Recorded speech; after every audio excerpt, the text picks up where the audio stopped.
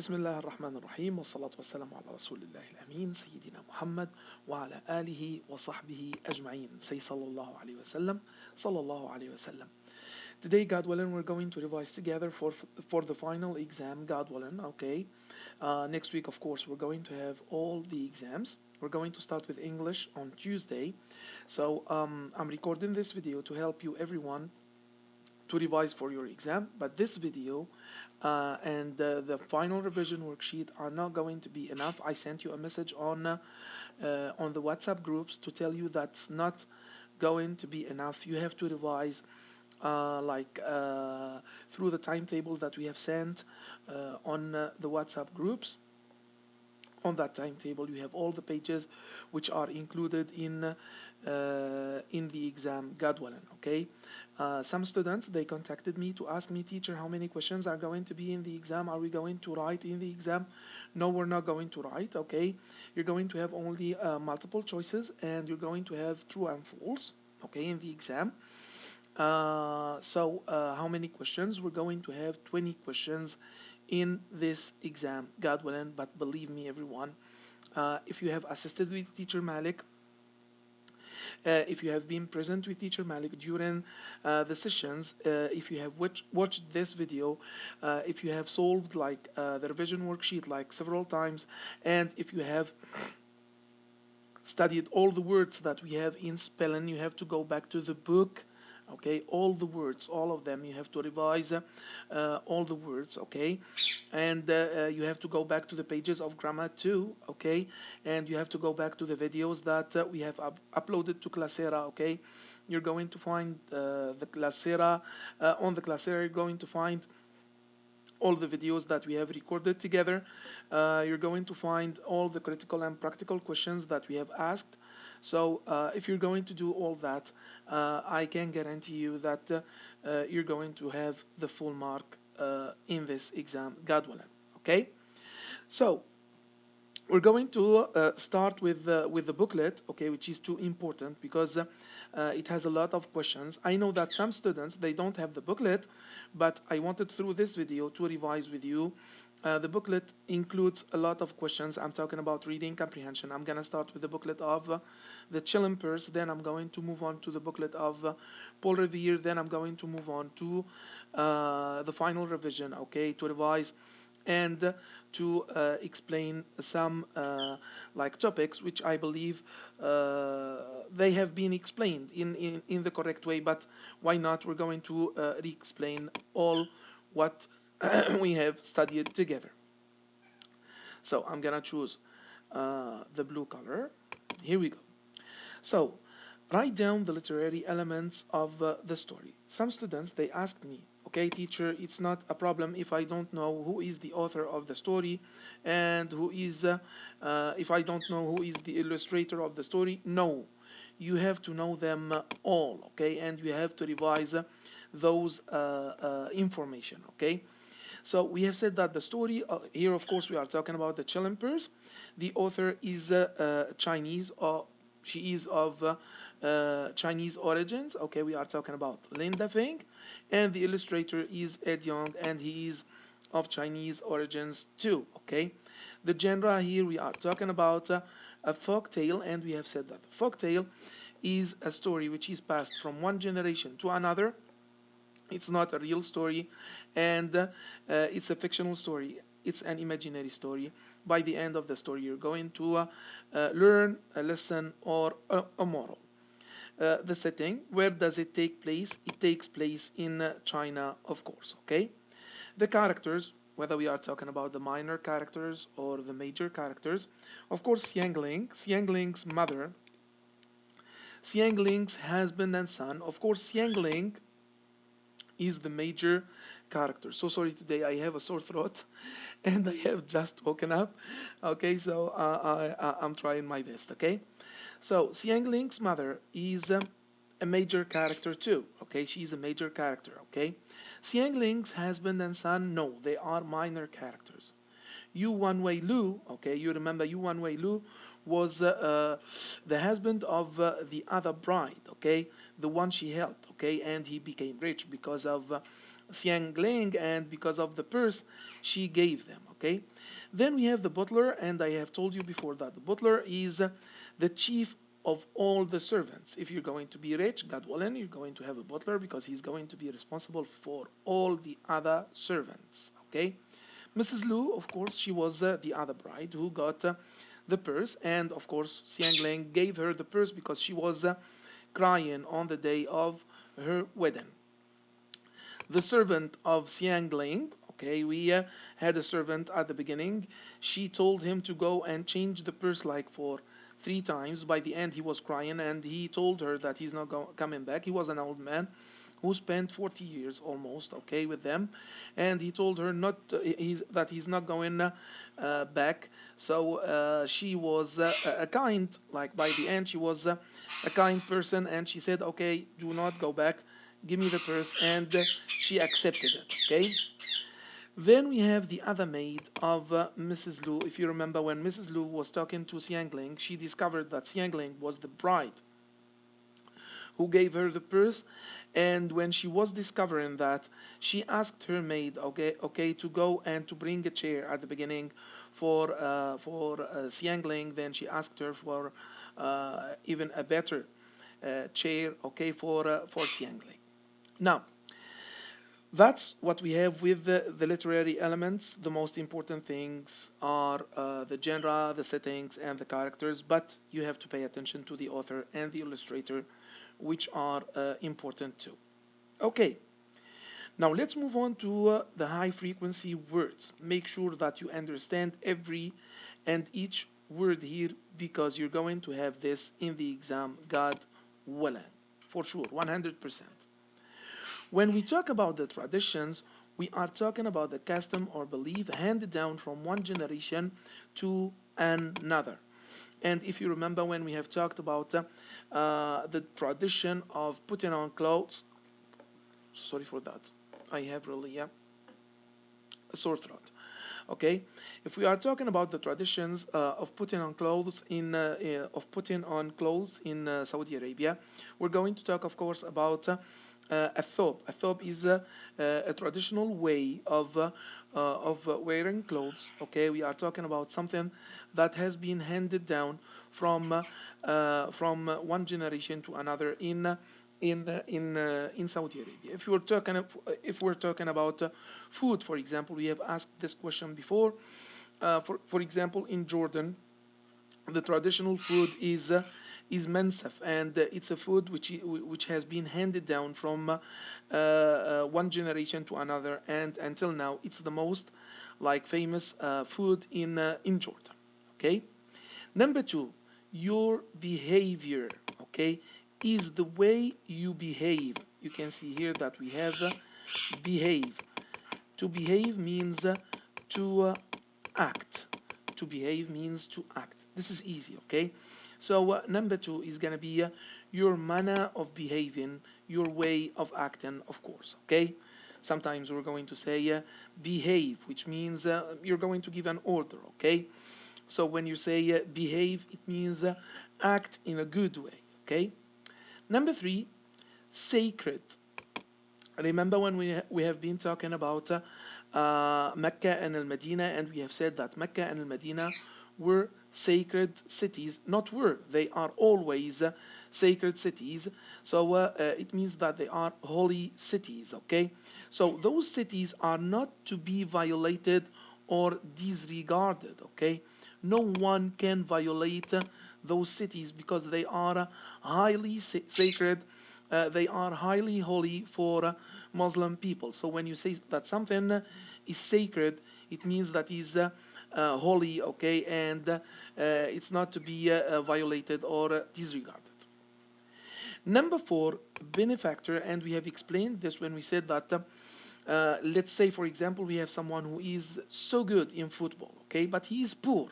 He cannot go to, and he's living, for example, in let's say in Ethiopia, okay? But he is a great player, okay? And we need him to go to Spain, for example, okay? He has to pass a test, okay, with Real Madrid, for example. But he doesn't have the money to move to Spain or to pay for the visa or. So here we're going to have a businessman. he's gonna be called a benefactor. This businessman is going to pay money for him, okay, just to help him, okay, just to help him to go and fulfill his dream. So a benefactor is a person who has given money or kindly help you to fulfill your dream, okay. Number five, to be astonished, to be amazed, okay, to be surprised, okay, greatly, okay. To be surprised greatly or amazed, you're gonna be astonished. I was astonished when I saw the real Hulk, okay. Some students, they said that when I was in a Riyadh gallery and they brought someone who is doing the character of Hulk, okay, the famous Hulk, of course. Okay, gratitude. You have to show gratitude to your parents. It means that you have to show thankfulness because they are doing everything for your sake, okay? So, gratitude is a kind feeling because of a received favor. We missed the word favor here. Because of a received favor, to do a favor in return, thankfulness. When you're going to show gratitude, it means that you're going to do something to say thank you to the person who helped you at the beginning. A procession. Remember, my boys, we have been watching the video every day, okay, of the procession, of the Chinese procession, okay, that is moving in the United States of America with the dragons and so on, okay. We have watched that video 8 times, okay, to make sure that we understand the word procession. So a procession is something moving forward, okay? Usually when people are celebrating, I have told you that procession is derived from the verb to proceed. To proceed is to carry on, to walk forward to, okay? So a procession occurs when people are moving forward or marching or riding and they're going to be celebrating ta ta ta ta ta ta, just like the procession of the Chinese people in the United States of America. When I recommend someone to someone else, it means that I'm going to talk in his favor. Saying, for example, hey, Mr. Abdsalam, Mr. Abdsalam is a great businessman, for example. I'm going to say, Mr. Abdsalam, I recommend Adam Islam to be one of the best, like, translators in your company. Okay, in your company. He's going to say, you recommend Adam Islam. Why do you speak in his favor? I'm gonna say yes because he's so good. He speaks English fluently. He knows some French. He knows some German. He's gonna be the best person as a translator in your company. And he's going to say, okay, ask him to come. We're going to have an interview with him. You see? So that's the meaning of to recommend. It means to speak in favor of someone or to suggest someone favorably, as we have in the definition. Okay? As you can see here, we have put true or false depending on what you have understood from the challengers. So of course here I don't have, because this is the correction of the booklet. So let me, I'm gonna go directly to the booklet. Okay, because I have used this one.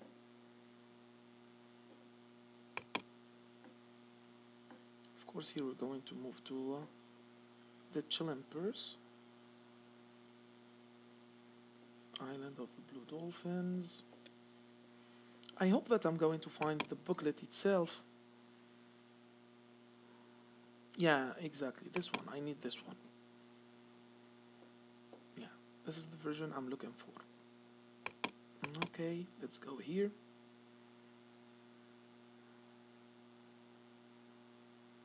Okay, the challengers.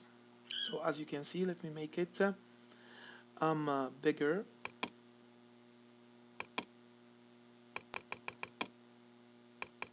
This is too big. Okay, we have finished with this. Okay. Yangling was a responsible girl at the beginning of the story. Pay attention. At the beginning of the story, was she a responsible girl? No, she was not. So it's a false statement, okay? Because she was a selfish girl at the beginning of the story. Xiangling saw what was inside the purse before giving it to the other bride. No, she didn't. So it's another false statement, Okay, she didn't see what was inside. Okay, she gave it away without even taking a look. Xiangling went inside the sacred place to steal. No, she didn't. Okay, she went inside just to bring the ball of the boy. Okay, and she was astonished when she saw the purse. The boy she was taking care of was a very spoiled boy. Yes, he was. And he reminded her of herself when she was a baby. The city of Xiangling was destroyed because of an earthquake. No, false. It was destroyed because of the floods, not because of an earthquake. Xiangling got her purse back by the end. Yes, she did. She received her purse by the end. So that's a true. Answer the following questions depending on what you have understood from the chilling purse. What do you think will happen to someone spoiled like Xiangling nowadays? She's going to suffer, of course.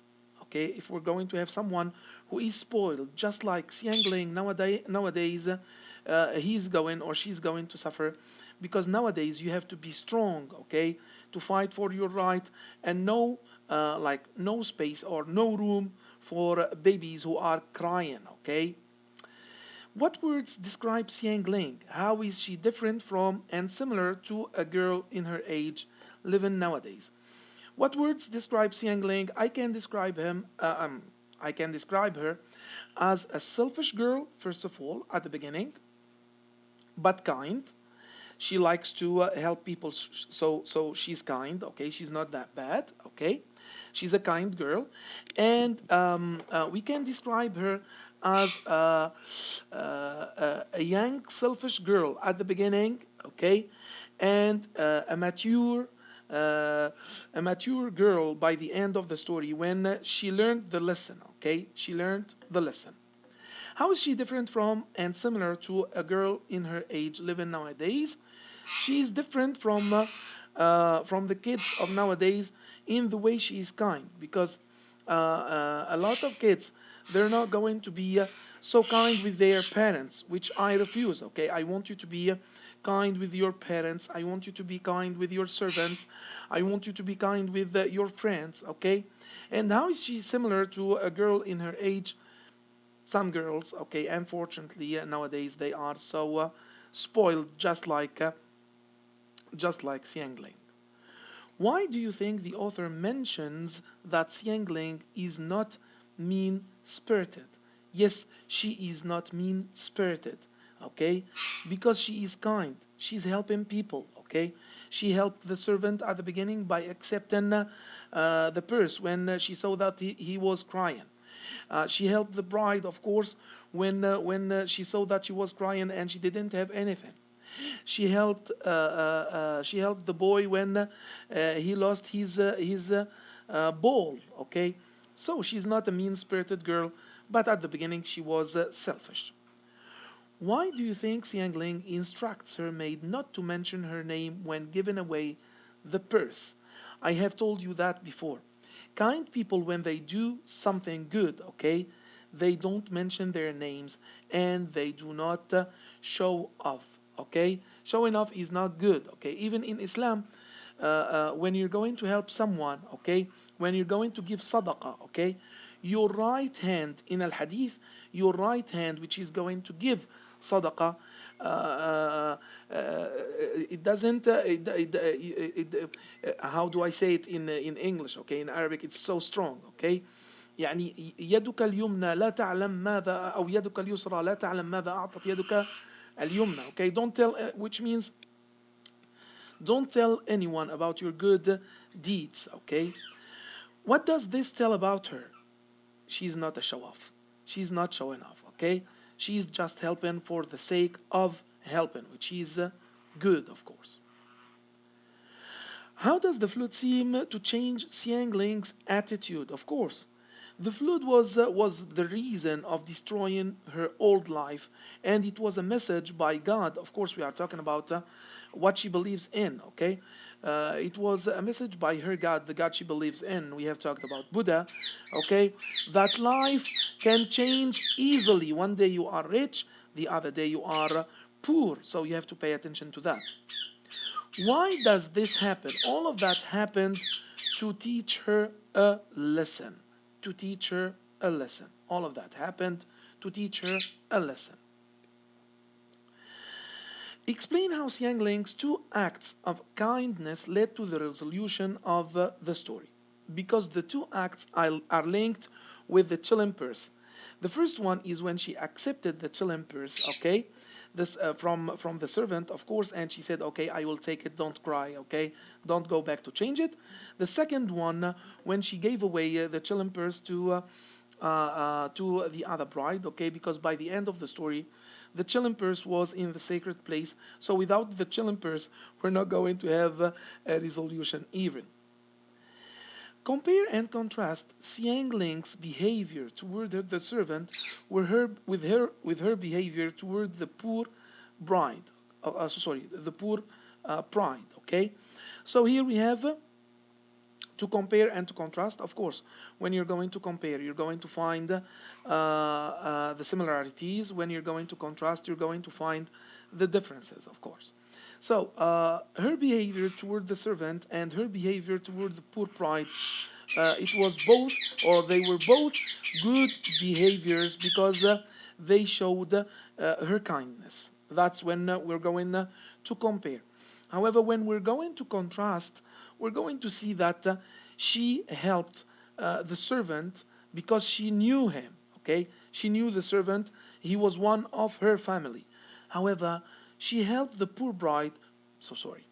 Bride is a word in English, by the way. Okay, so we are talking about the bride here in the story. That's why. Okay, the bride is Yangling and the other bride. Okay, so toward the poor bride.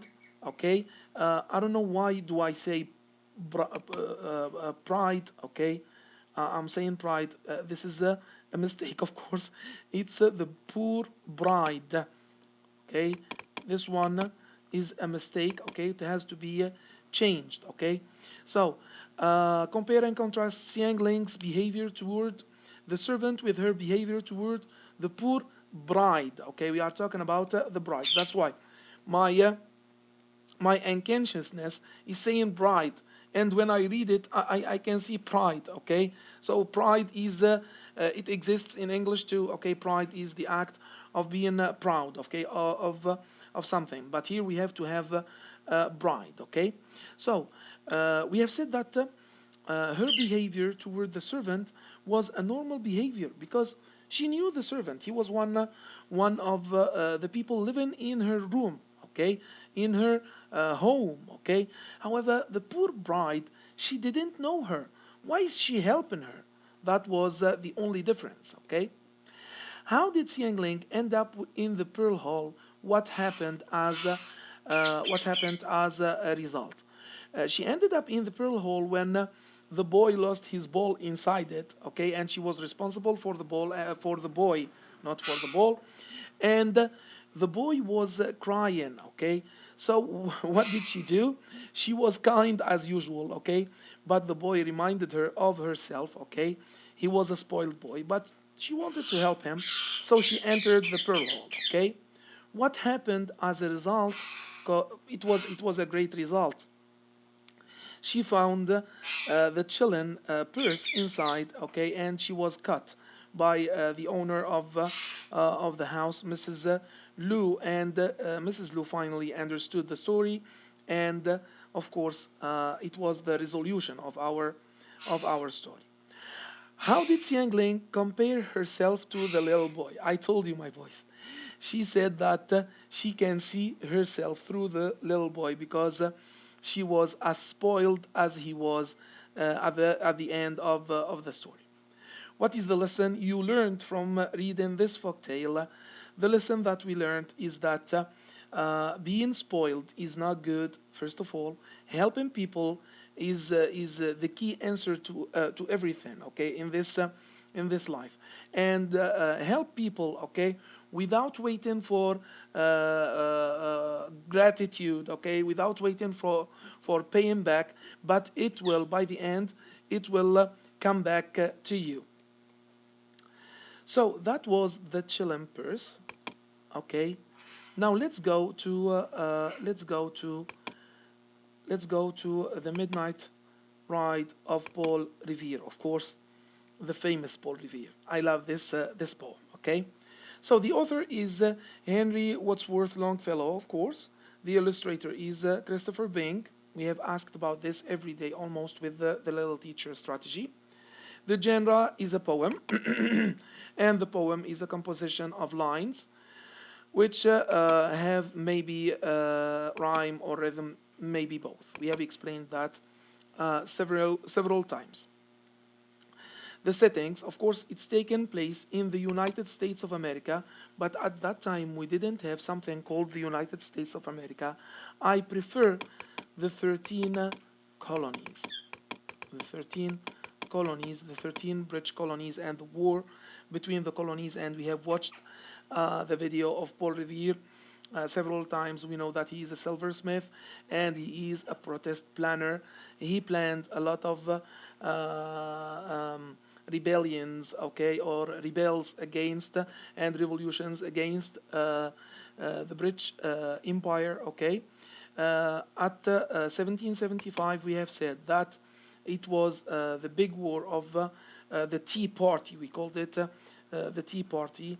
We didn't call it, okay, historically it's called the Tea Party because they fought over the taxes that the British Empire has imposed on the 13 colonies because they were like consuming tea. By the way, tea, we have said that at that time it was a precious merchandise. Okay, so the characters, of course, Paul Revere.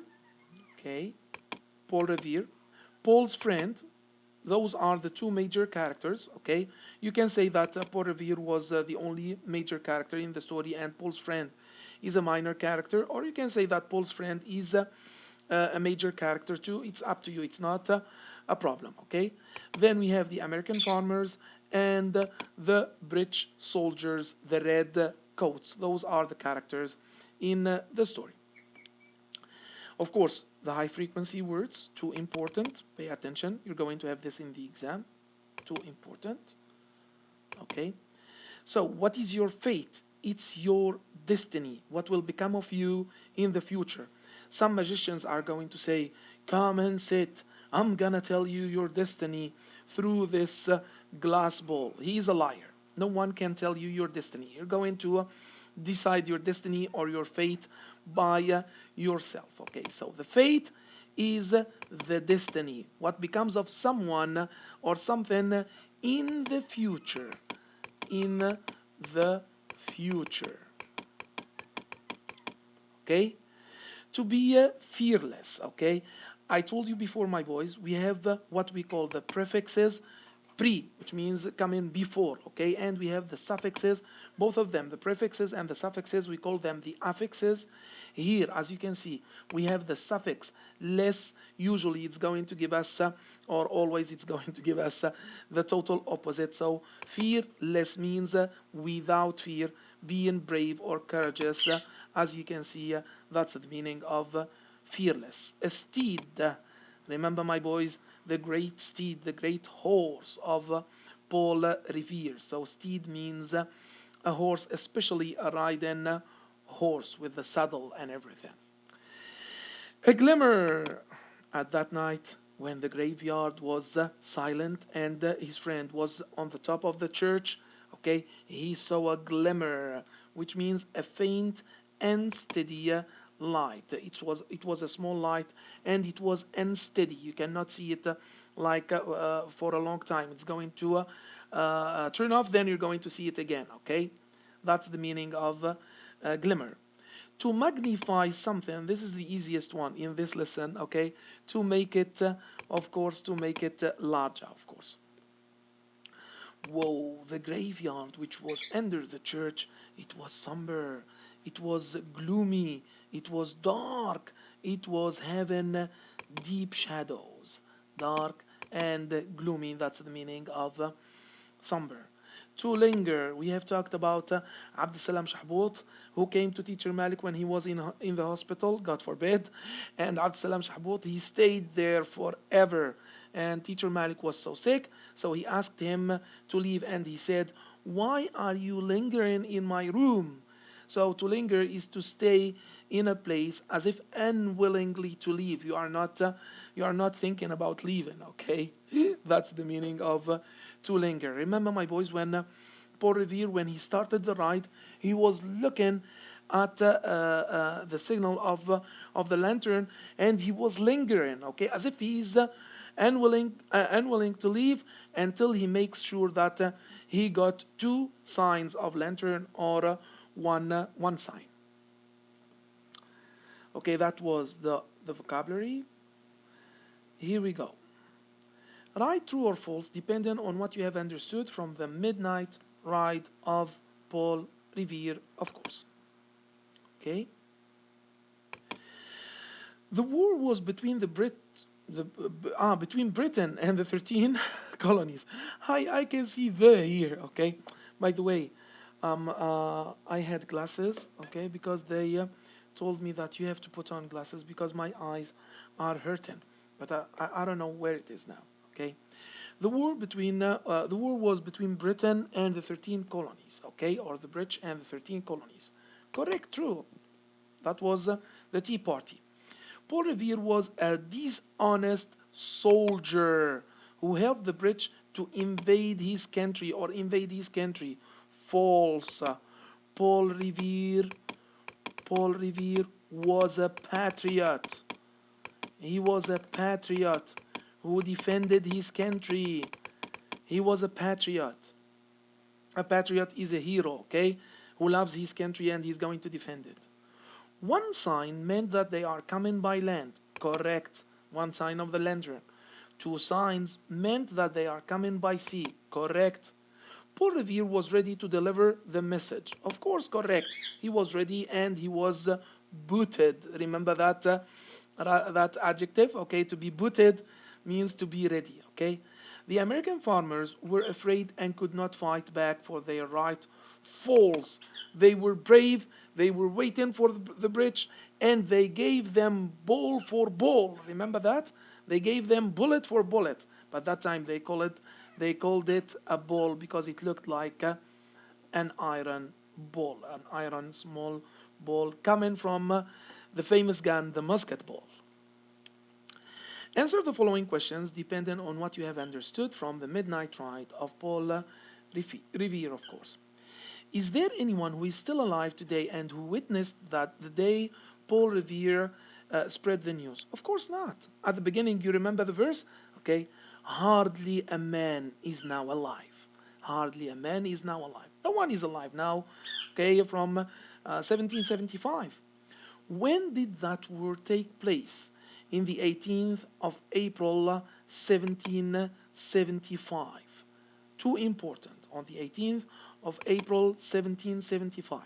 Some people are now going to know that, which is bad because we're going to have it in the exam. What was the alarm signal? It was a lantern, of course, they used the lantern. What did one sign mean? What did two signs mean? One sign meant that they are coming by land, the British are coming by land. Two signs meant that they are coming by sea. What was the news Paul was supposed to deliver? He's going to deliver the way the British are going to attack. Are they going to attack by land or they're going to attack by sea? So the farmers in the 13 colonies are going to be ready. Are we going to the ships to fight them, or we're going to the land and the farms to fight them? Okay. The ship that approached the shore was the ship of whom? It was the British ship, of course. It was a huge one. You remember the illustration, okay? The ship of the British Army. What was under the church? I love this part. We had a graveyard under the church. And the graveyard is the place where we're going to bury the dead people, okay?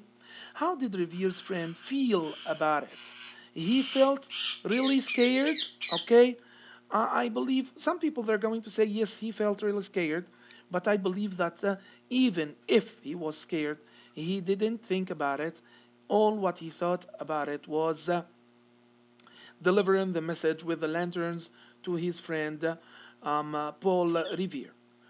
What was the first village Revere was passing by? It was Medford town. Remember, my boys, the first one was Midford Town at midnight. The second one was Lexington at 1 o'clock in the morning. And the third one was Concord Town, and it was at 2 o'clock in the morning. Explain the title, The Midnight Ride of Paul Revere. Of course, this is one of the easiest.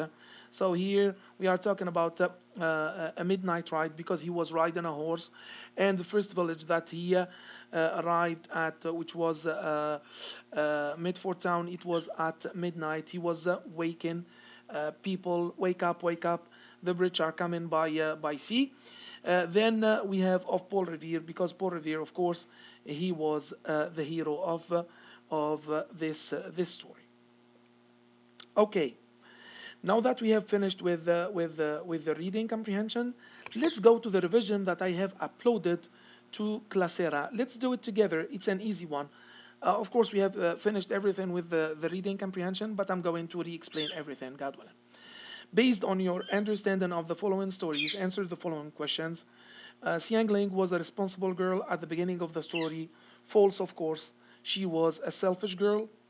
Yangling got her purse back by the end. Of course, true. Okay, she got the purse by the end. Mrs. Lu gave it to her. Now let's move on to Paul Revere. We have explained all of that in the booklet now.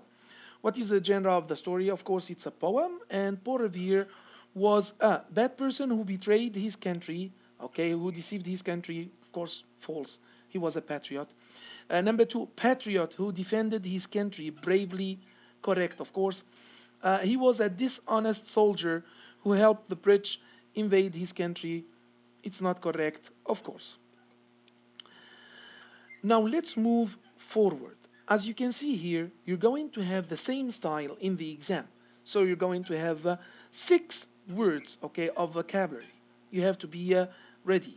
Sacred, not to be violated or disregarded. We have done this in the booklet. We have said that sacred means holy.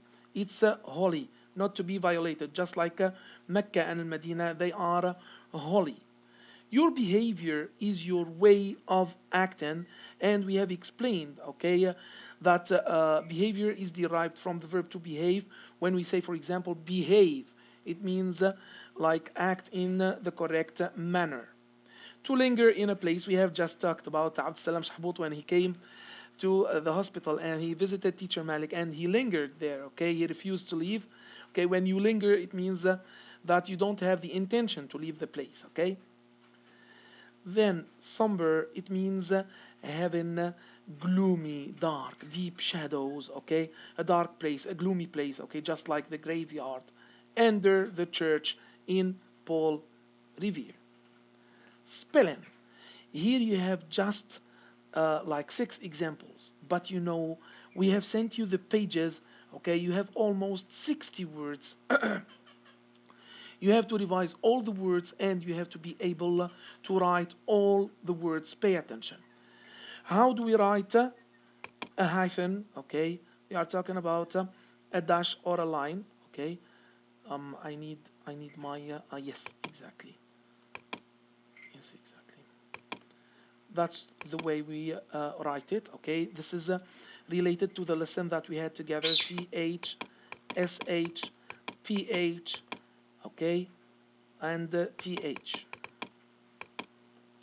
To join, to attach. This is the way we write to attach, okay?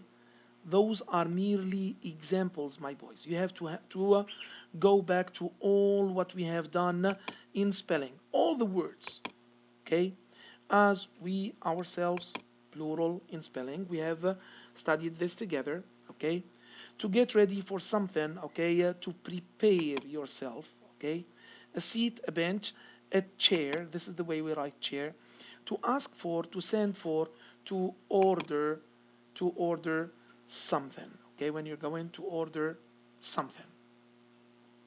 So those are merely examples. You have to go back and to revise all the words. Now I reached the point that I'm looking for. Grammar. Listen to me while re-explaining, please.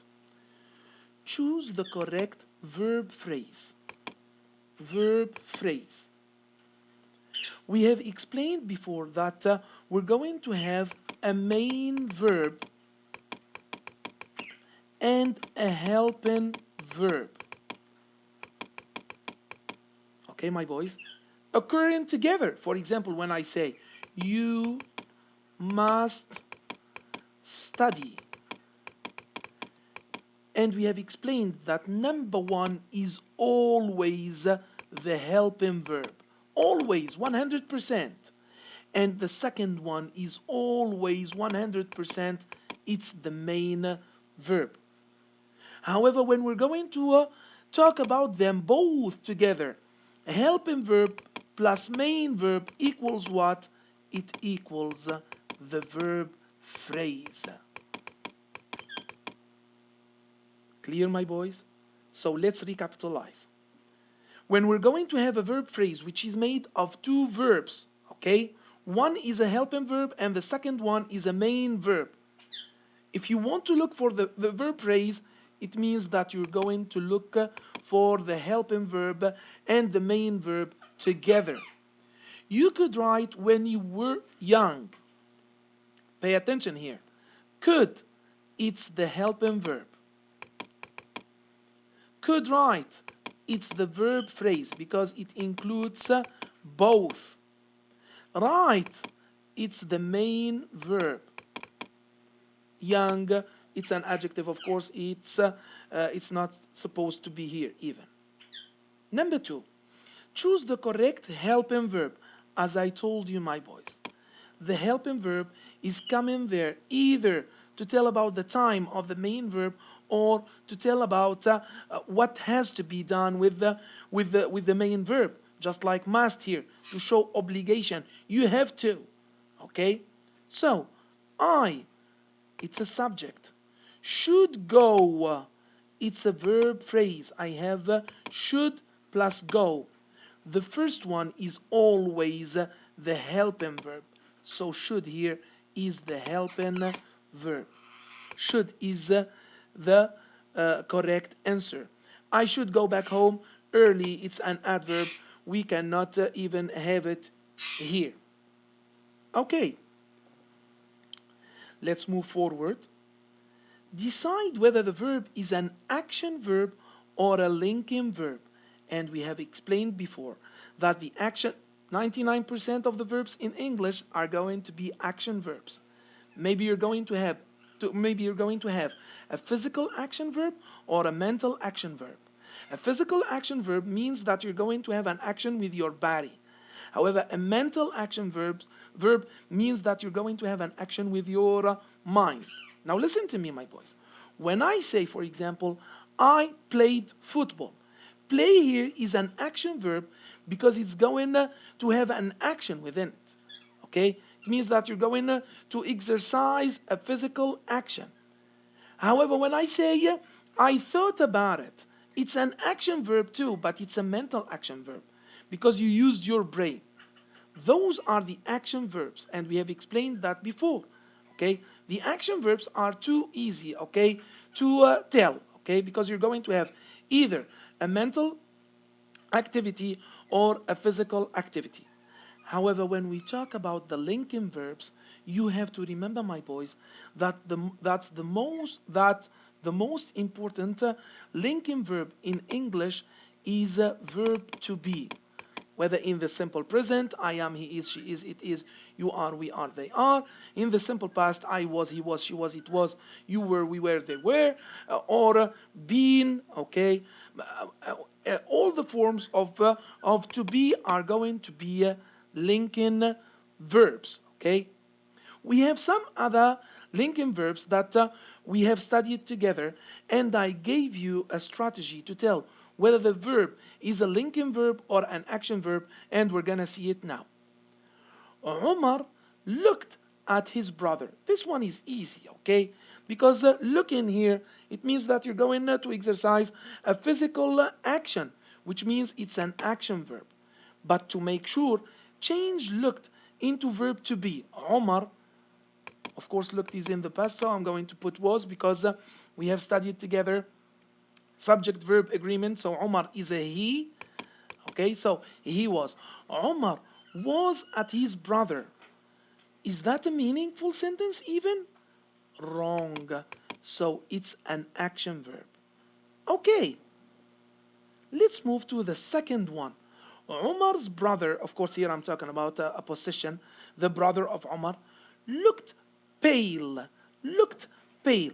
First of all, I can tell that this one is a linking verb because it's going to link the subject to the predicate, okay? The subject is Umar's brother and the predicate is pale, okay? It's going to give more information about the subject as if it's describing the subject. That's number one. If you can't tell it, and pay attention here, I had the same verb. One time it's an action verb, the second time it's a linking verb. So change it into verb to be and take a look. Maybe the sentence is going to be coherent, okay? Omar's brother looked, simple past was, I'm gonna change it into verb to be. Omar's brother was pale. Whoa, it's a correct sentence. I can say it. So it's a linking verb as long as you can change it into verb to be. That's too easy, okay, to help you, my boys. Choose the correct possessive form. The book, I repeat, the book of Sami. You're going to start with the owner, Sami. You're going to put what he owns by the end, book.